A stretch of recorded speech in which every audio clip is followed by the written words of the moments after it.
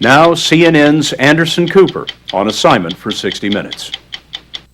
For years, educators have tried for kids from the inner city to do just as well in school as kids from America's more affluent suburbs. Black kids still routinely score well below white kids on national standardized tests. But a man named Jeffrey Canada may have figured out a way to close that racial achievement gap.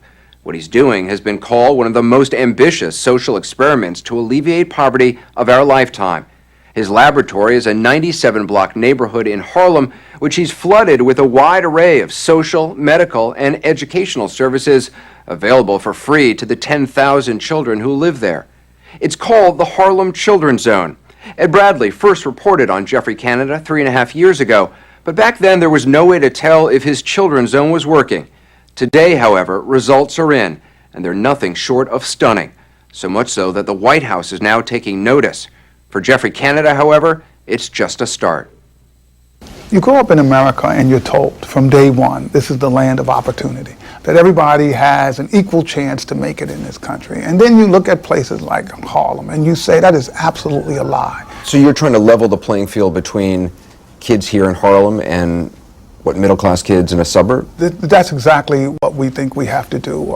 If you grow up in a community where your schools are inferior, where the sounds of gunshots are a common thing, where you spend your time and energy not thinking about algebra or geometry, but about how not to get beat up or not to get shot or not to get raped. When you grow up like that, you don't have the same opportunity as other children growing up, and we're trying to change those odds. He's trying to change those odds on a scale never before attempted. His goal, to break the cycle of poverty in an entire neighborhood by making sure all the kids who live there go to college. That's what it's all about. You really believe that's possible, to break that cycle? Absolutely know we're going to do it. Canada remembers well what it was like to be a kid in the inner city. We couldn't afford. He grew up not far from Harlem in another tough New York neighborhood, the South Bronx. Abandoned by his father, he and his 3 brothers were raised by their mother, who was barely able to get by. When I first found out that Superman wasn't real, I was about maybe 8. And I was talking to my mother about it, and she was like, no, there's no Superman. And I started crying. And the chaos, the violence, the danger, no hero was coming. Canada got lucky, however. As a teenager, his grandparents moved to the suburbs, and he went with them. He got into Bowdoin College and then the Harvard School of Education. Good morning, boys and girls. He's been working with kids in Harlem virtually ever since. To do it, Jeffrey Canada decided to build his own school in the Harlem Children's Zone. Right now, there's some 1,200 kids enrolled from kindergarten to the 10th grade. It'll eventually expand all the way through the 12th grade.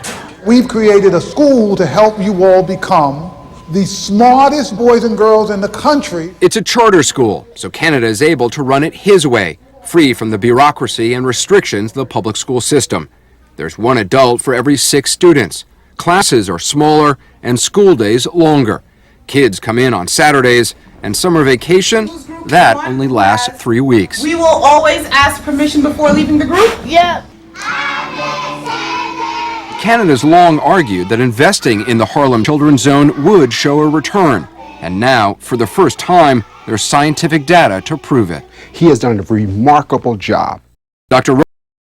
Professor in the economics department at Harvard. He's conducted the first independent statistical study of Jeffrey Canada's efforts to close the racial achievement gap in his school. What is the racial achievement gap? Black children in our schools are not performing at even close the rate as white children in our schools. So the average black 17-year-old reads at the proficiency level of the average white 13-year-old. 4-year difference in effective reading skills. That's huge. But when Dr. Fryer analyzed 4 years' worth of Promise Academy test scores, he discovered something remarkable. At the elementary school level, he closed the achievement gap in both subjects, math and reading. Actually eliminating the gap in elementary schools. We never say anything like that. Absolutely eliminating the gap. The gap is gone, and that is absolutely incredible. Last year, according to New York State data, 100% of Canada's 3rd graders scored at or above grade level in math. Good job. Narrowly outperforming their white peers in the city's public schools. 96? Is that the answer? Yes. Even more impressive, Canada's impact on middle schoolers, kids who enrolled in the Promise Academy in the 6th grade. They started out far behind grade level, but Dr. Fryer found that within 3 years they had virtually eliminated the achievement gap in math and reduced it by nearly half in reading. These are kids that a lot of people had given up on, and he showed that it's never too late. How will you know when the Children's Zone has worked?